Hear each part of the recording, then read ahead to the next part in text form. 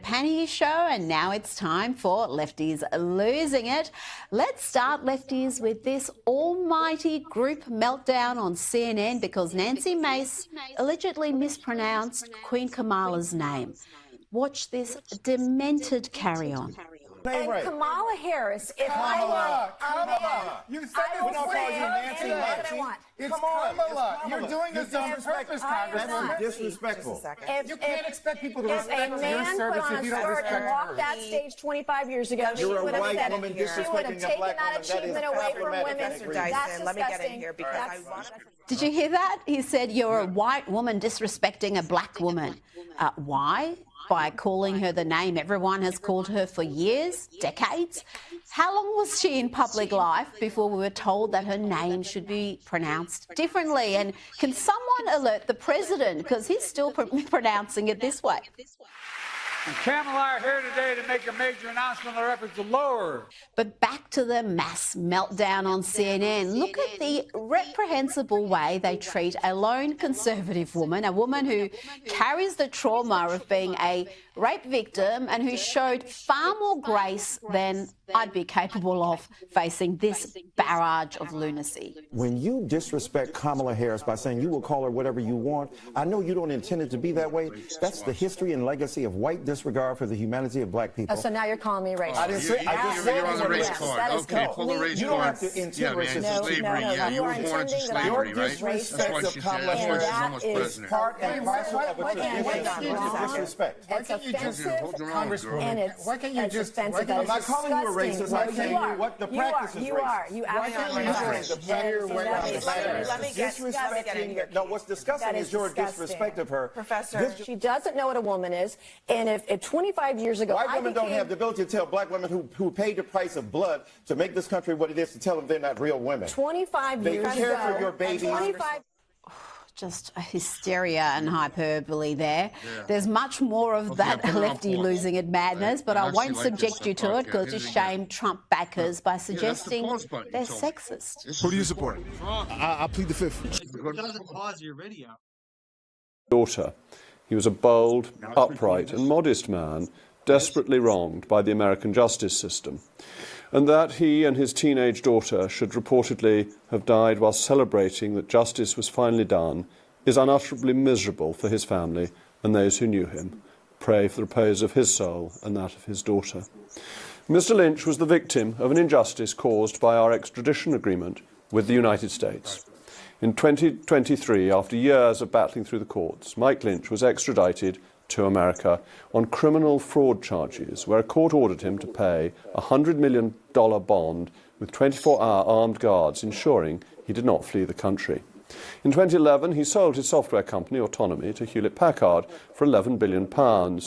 He was subsequently accused of illegally inflating the value of the firm, but he had done nothing wrong. Merely Hewlett-Packard had bungled the deal, ran the company badly, and with hindsight thought it had paid too much. Mr. Lynch was acquitted of all charges on the 7th of June in a trial in San Francisco. It was within this context that I met him when he came to discuss his case last year. And what his case pointed to was an absurd asymmetry in our extradition agreement with the United States and a risk of double jeopardy, as the UK regulators had already concluded that he was innocent. It stems from the 2003 treaty with the United States designed to streamline the process of extradition, but it seems to operate against the interests of innocent Britons. Lest we forget the case of Harry Dunn, a 19-year-old British man who died in 2019 following a road traffic accident. The car that killed him was being driven on the wrong side of the road by an American spy, Anna Sokoulis. She was whipped out of the country and a diplomatic row unfolded as the Americans refused to extradite Agent Sokoulis. But, as my next guest, Sir David Davis, pointed out, at the time of Mike Lynch's acquittal, any sale to an American company is plainly seen by the American Department of Justice to fall under American rules and regulations, no matter where in the world it is. He went on to say that he would be very cautious of any deal if he were a British tech entrepreneur, because he would never know that 5 or 10 years later he wasn't going to be carted off to America to face a partisan case in a partisan court.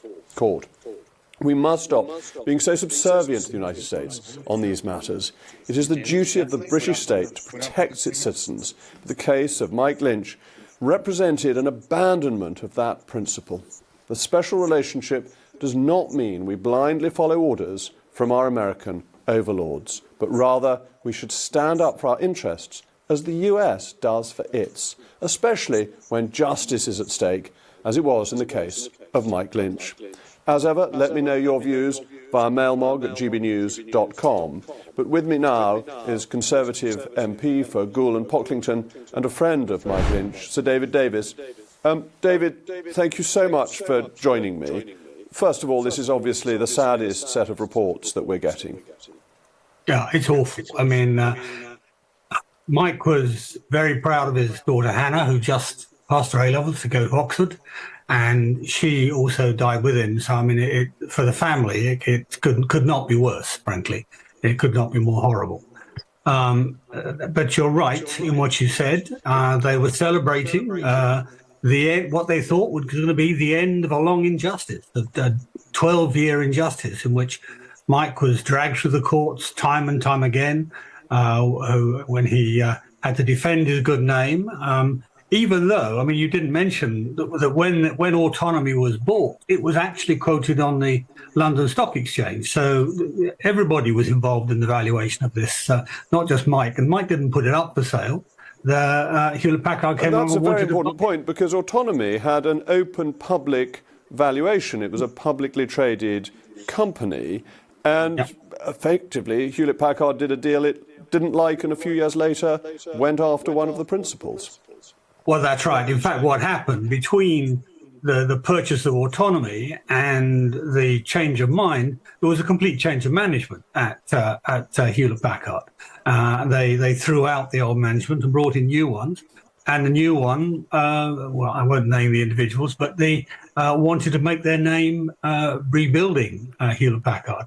So, what happened was basically British justice got ensnared in American politics, American commercial politics. And it's not for the first time. I mean, this happened a number of times. I mean, there was what was known as the NatWest Five. There was... I had a case where before I, started serving the Lord, I had a case in 2001 where I got extradited from another state back to California, and they gave me double jeopardy. Instead of giving me the parole violation, what happened was I was supposed to get out to a drug program, a 30-day drug program. I went to go into the drug program, and parole said, hey, I'm going to violate you if you go into that program. They're not on our parole list. So I went and told the judge, and the judge said, I don't care what parole says. I'm over parole. You need to go into that program, or I'm going to put you back into custody. So I told us parole. So we went back and forth. I went to court again, went to parole again. So I took off, and I went to Oregon, and I went into a 7.5-month Christian program, got done with the Christian program, built a youth center, had, computer labs, had Bible study. I had kids coming from high school up. I had a boxing ring in my outdoors. I had weights. I had volleyball court.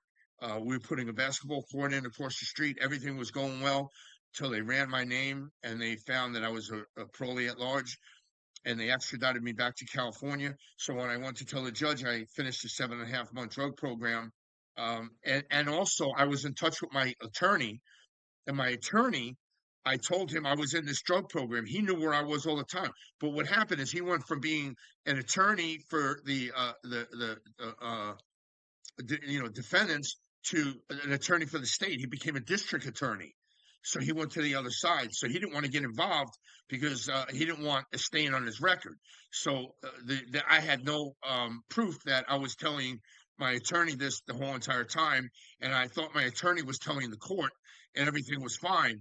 But come to find out, my attorney never spoke to the court, so I didn't know this, and they ended up sending me back to prison.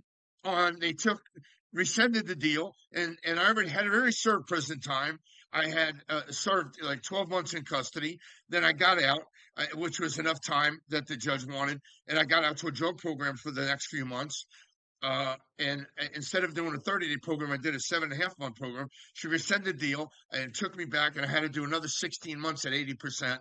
I had, credit for a couple months in time served, but I had double jeopardy, just what this guy's talking about that they did to the fraud case on the guy that got extradited from the UK over to the United States, for $100 million fraud case out on bail, which is a ridiculous amount of bail for a fraud case. And anyway, that's all I wanted to say. And I hope you guys enjoyed this video.